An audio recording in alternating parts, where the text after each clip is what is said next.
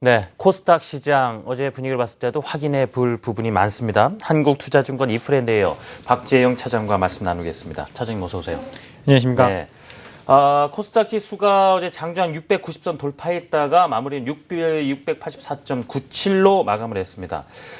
잠시 쉬어가는 분위기가 확실히 드러났거든요. 어떻습니까? 주간의 수급 동향부터 살펴보면서 하나씩 자세히 이야기를 들어봤으면 하는데요.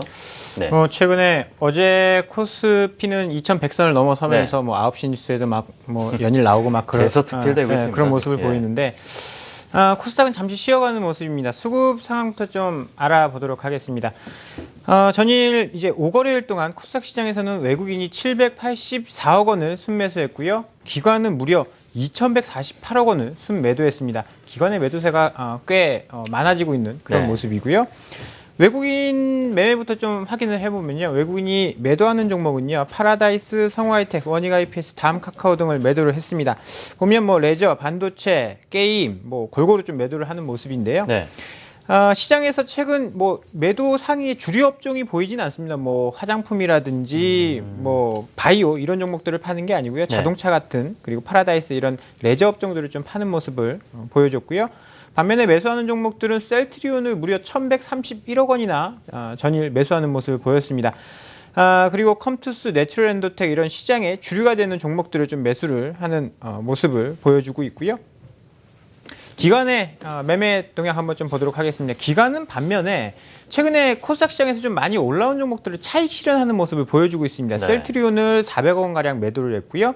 뭐 삼성 LNS 최근에 굉장히 엄청난 상승을 보이다가 변동폭이 좀 커졌습니다. 기관의 매도 때문이다라고 좀 생각이 되고요. 네. 이런 기관의 매도 동향 한번 좀 알아봤고 매수하는 종목들은 뭐 많지는 않습니다. 기관이 5거래일 동안 2천억 이상 좀 매도를 하다 보니까 매수하는 종목들은 많지는 않은데 뭐 그중에서도 슈프긴코리아, 인트론바이오 같은 종목들을 보면 좀 견조한 모습을 보이기 때문에 기관이 매수하는 종목들도 뭐 수급이 좀 받쳐준다면 잘 올라가는 모습을 좀 보여주고 있는 수급 동향이었고요. 네, 그러면 전략을 좀 말씀을 좀 드려봐야 할 것 같습니다. 예. 코스닥 저번 주에 제가 조금 이격 조정의 가능성이 있다라는 말씀을 좀 드렸었는데요. 일단 코스닥과 중소형주 밸류에이션에 대한 부담이 조금씩 생기고 있습니다. 지금 요 표를 한번 좀 보시면요. 예. 지금 우리가 보통 이제 시장의 PER이라고 하면 네. 12개월 포워드 PER을 많이 이야기합니다. 그러니까 12개월 뒤에 예상 EPS로 측정을 한 PER을 많이 이야기를 하는데 여기에는 이제 포워드 PER과 트레일링 PER, 그러니까 과거에 2014년도에 얼마큼 수익을 냈느냐를 가지고 만든 PER인데요. 네. 코스피 같은 경우에는 포워드 PER은 10배, 10.6배 정도 되고요. 트레일링 PER로는 16배 정도 됩니다.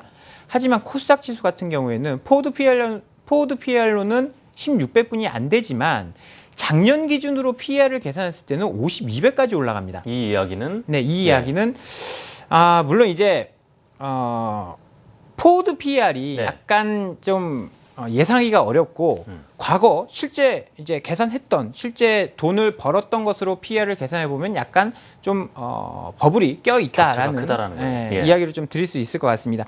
이런 차이가 발생하는 네. 이유에는요. 코스닥은 커버리지하는 종목이 적습니다. 애널리스트가 아무래도 이제 거래소 쪽을 많이 커버리지하다 보니까 네. 모집단의 비율이 좀 작아서 편차가 발생할 수 있고요. 두 번째로는 실적이 좋은 종목만 커버리지하는 현상이 있습니다. 그러다 보니까 실적이 약간 좀 뻥튀기 되는 현상이 나타나고요.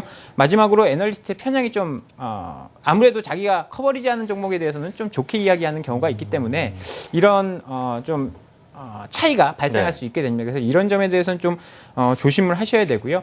지금 수급이 개선이 되고 있습니다. 뭐 이머징 시장도 마찬가지고요. 한국 시장도 지금 외국인 자금이 계속 들어오지 않습니까? 네. 이런 점들이 발견이 되고 있는데 이러한 점들이 코스닥보다는 코스피에 좀 몰려 있다라는 점을 좀 말씀을 드려보고 싶은데요. 지금 3주 동안 GM, 그러니까 글로벌 이머징 마켓 펀드의 자금 유출 동향을 보면 3주 동안 이머징 마켓에 자금이 들어오고 있습니다. 작년 9월 이후로는 계속 좀 순매도 추이였는데 네. 3주 연속 순매수가 흐름이 잡히고 있고요. 글로벌 이머징 마켓의 자금이 한국 쪽으로 좀 절대적으로도 많이 들어오고 있는 모습입니다.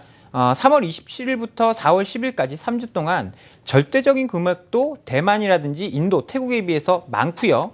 이 금액도 시간이 지날수록 계속 좀 올라가는 많이 들어오는 모습을 보여주고 있습니다. 그래서 확실히 한국과 아시아 글로벌 시장으로 돈이 들어오는 것이 확인이 되고 있는데요.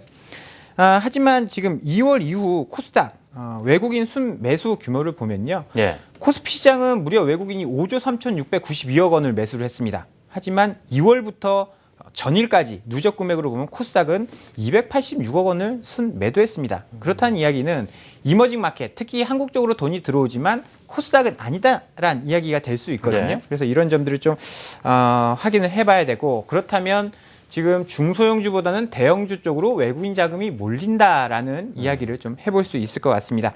그럼 코스닥 시장에 대해서는 좀 어떤 관점이 유효하겠습니까? 좀 지금 기다려야 될까요? 예. 굉장히 많이 올랐습니다. 네. 사실 올해 기준으로 올해 초부터 어제까지 코스닥이 지수가 무려 네. 26%가 올랐습니다. 네. 지수가 3개월 좀 넘는 기간 동안 26%가 올랐다는 것은 과열의 조짐을 좀 보일 수도 있다라는 이야기가 될 수 있고요.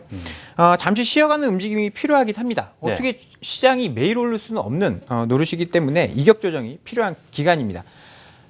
제가 매일 보여주는 코스닥 차트인데요. 차트를 한번 좀 보시면 이 똑같은 표입니다. 기가 막힌 연장을 해왔는데 이 밑에 제가 ADR 보조지표를 그려왔는데요. 네. 이 ADR 지표가 이렇게 조정을 받을 때마다 한 번씩 조정이 있었어요. 2월 초에도 제가 ADR 지표를 말씀해 드렸는데 다이버전스가 발생됐다. 지수는 네. 올라가는데 ADR은 떨어진다라는 말씀을 드렸고 3월 초에도 마찬가지입니다. 3월 초에도 한번 조정이 있었는데 그때도 ADR 지표가 빠지는 모습을 네. 그렇게 보여줬는데요. 이번에? 최근에도 ADR 지표가 떨어지고 있습니다. 그러면서 어제 조정이 나왔는데 만약에 내가 지금 코스닥 시장을 꺾자라는 의견을 드리는 게 아니고 이격 조정이 벌어질 수도 있다. 그러면 재매수 타입은 ADR 지표가 올라가는 타입을 때. 시간으로 좀 잡아보자라는 이야기를 좀 드려보도록 하겠습니다. 대응하시는데 참고하셨으면 좋겠고요. 자, 그렇다면 오늘부터 좀 관심 가져보자 하는 종목 어떤 것들 소개해 주시겠습니까? 코스닥 네.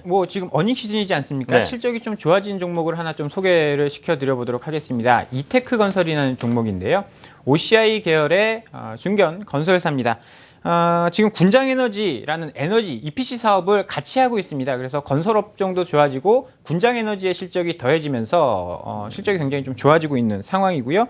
부채 비율이 많이 감소하고 있습니다. 군장에너지에 투자를 많이 하면서 부채 비율이 많이 높아졌었는데요. 이 부분이 이제 회수기로 돌아서면서 재무구조도 개선이 되고 있는 그런 상황이고, 마지막으로 건설업이 턴어라운드 하고 네. 있다라는 점이 투자 포인트로 좀 말씀을 드려볼 수 있을 것 같습니다. 알겠습니다. 자, 지금까지 한국투자증권 이프렌드예요. 박재영 차장과 말씀 나눴습니다. 차장님 고맙습니다.